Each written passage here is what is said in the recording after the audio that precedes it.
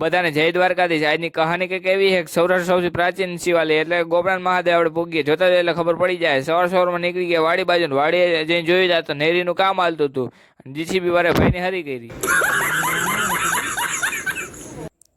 અને પછી હું વરસાદ આવ્યો હતો, પછી લાકડીને બાકાજી બોલાવી દીધી અને પછી જોયું હતા તો વરસાદ આવી જાય એ પહેલાં મેં ઢોકળા ચટણી ને દહીં ખાઈને નીકળી ગયા સીધા ગોપનાથ બાજુ।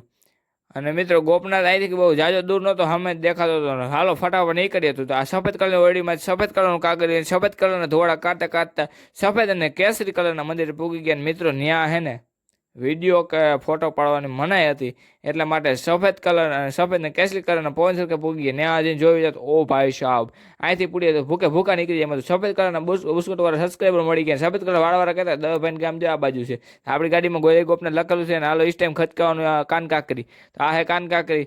મિત્રો હાલો ખચકાવાનું ઘર બાજુ ને આ ભાઈનો આભાર માનો ભાઈ કે વિડીયો બહુ મદદ કર્યો। ફટાફટ તમે સબસ્ક્રાઈબ ફોલો કરી નાખો, 50 કે કરવા ભાઈ।